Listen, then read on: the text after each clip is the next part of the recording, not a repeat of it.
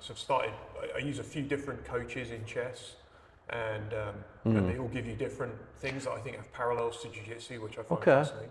So let's discuss that then, because obviously we've got the chessboard out, so we're going to have a little game, but you need to make your first move, and then so in terms of chess then, right, the parallels here with chess, let's say you're on the bottom, you're getting crushed, you're going to slow your breathing down, so you can be, let's call it more in the moment, which is more of a meditation thing, but you're going to be more in the moment, you're going to be calm, you're going to be thinking about your next move. And it is a chess game. It's like, what are all the possibilities in this current position that I'm in? And sometimes it's even worse than that. So Vishnu Prasanna, who we were talking about before, he's a grandmaster. He's competed in candidates. So candidates is basically in chess you have a world champion. And then essentially you need to basically you get to be world champion, a bit like in boxing, but like to actually get to challenge the world champion, you have to go through candidates. So you have to beat all the other best players in the world. And even getting qualifying for candidates is a nightmare. It's the best of the best. It's this Darwinian thing. And so Vishnu, so he's like one of my coaches on circlechess.com, which I recommend massively. And he one of his things is he says, I can't coach people in chess that aren't relaxed. And part of his... when you say relax, you mean? I mean, just relax. He says, like, people aren't, they need to be relaxed when they play chess in order to learn. Is this like tournament chess? Maybe the heart's going on. But he gives both examples. So there is the two elements. The pressure.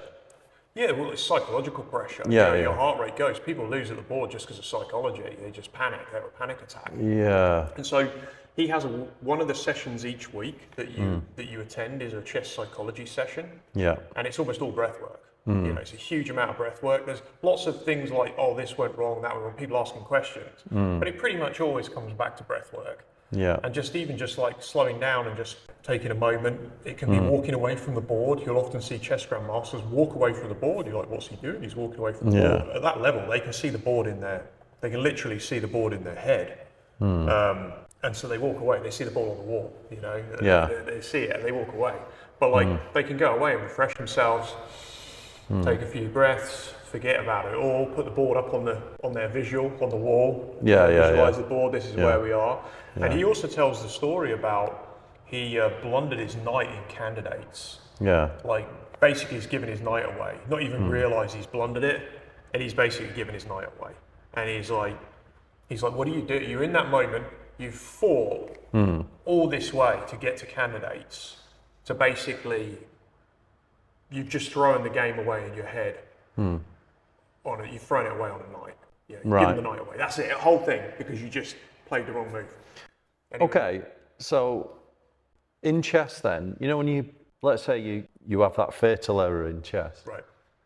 It's a bit, to me, that reminds me of jiu-jitsu, because if you can look at any round, whether it's 5-10 minutes, I had must have been 20-30 minute round with Billy today. And even if you not going that hard, but it's very technical and you last that long, you can always track it back to one bad move, can't you? And that's the same in chess, isn't it? There's one move that put you on the back foot for the rest of the game. That's exactly it. And that's how you get good. That's a challenge with a lot of people in roles. You have to see where you went wrong. Yeah, in chess you write down all your moves, as you're playing. If you're playing over the board competitively, you write down all your moves.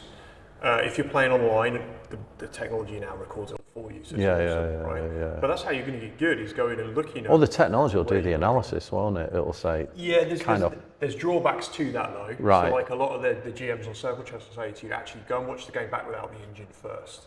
Or without the engine first. Because you need to learn. See if you can get where you got it wrong.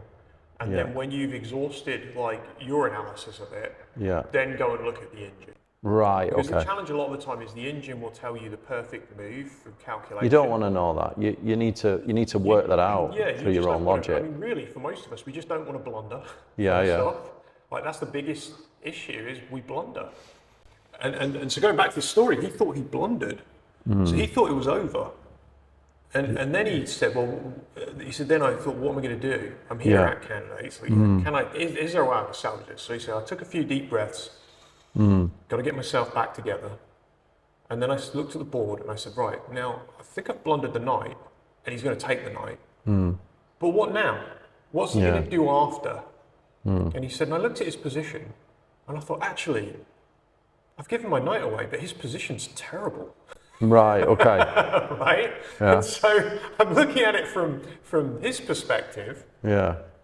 And I'm like, but what am I going to do? I've won the night, but like my piece development's poor.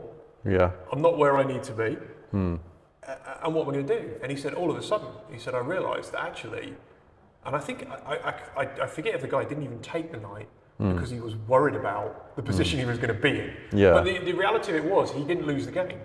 Yeah. And so he went from like complete, like literally, it could have been just throwing resigning there and then. But just because he had the system of having a few deep breaths. Okay, so I lose the night, then what?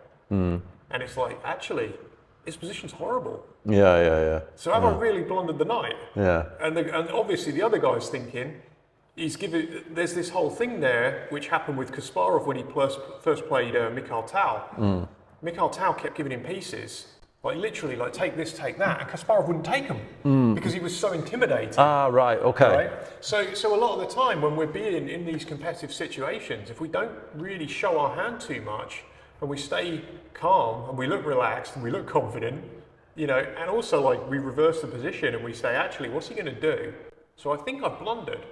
But like, is it actually as bad as it seems? Yeah, don't panic. Yeah, quite often we all panic and we all think it's way worse than it actually is. It's back to the mind games, isn't it? I do believe that, because remember, it was probably about maybe a decade and a half, 2 decades ago, when Steve Peters brought out the Chimp Paradox book, and he psychologist, he brought out that book, and then he went around various professional athlete circuits. So he did Ronnie O'Sullivan, right, and it was all about the mindset. So he coached, the chimp is your subconscious brain that reacts to, the fight or flight and makes silly moves, and then, it's a lot quicker than your conscious thought, which is, have you ever watched someone like Eckhart Tolle before he speaks? No. He always takes a big long breath, and he always has a massive pause of a second or two before he says anything, and everything he says is well calculated. Right. And I would imagine that taking that deep breath before you play your move allows you to calm down and not react to a panic situation. So Steve Peters was going doing Ronnie O'Sullivan, improved his game, because he used to lose his head, didn't he, and then he'd lose a match. I think he was doing like England football team at the time, because same in any sport. No matter how talented you are, if your head goes, that's it, you're losing, aren't you? Yeah. I'd imagine it's the same in chess. 100%. I'd imagine it's the same in jiu-jitsu, especially if you're in a tournament. If you panic, surely. So this is one of the things that, again, fascinated me. So the chess psychologist there started talking about transactional. Is that an actual thing, a chess psychologist? Well, he's a chess player, he's a psychologist, and he does the chess psychology classes on okay. So he's like, I guess he must be Vishnu's guy, because he's got the gig, right? His name's Temin. Yeah. But he's really interesting to listen to, and so he started talking about Eric Burns' thing on transaction analysis in chess, right, and in life, but in games. And I was like, all of a sudden, I was like, wow, this actually applies directly to jiu-jitsu. Yeah. And so, like, transaction analysis, for anyone who's not familiar with it, is basically 3 ego states: adult, parent, child. Okay.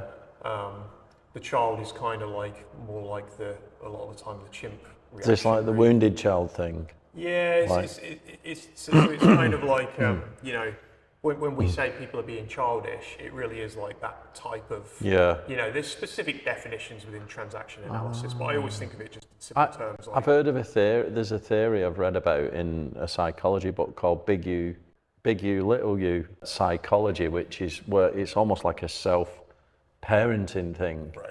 Where if you're a reactionary, let's say you're like the angry guy that just flies off the handle at nothing after one beer, and you should reparent yourself, because you've got to calm your child down, which is this erratic, irrational, reactionary beast. Is that what it is? Yeah, so that's basically it. So like he was saying how like when you're playing an opening or you're about to play an opening, a lot of the time you're in parent state. Okay. Because what you're trying to do is you're trying to tell yourself what it is that you need to do next, right?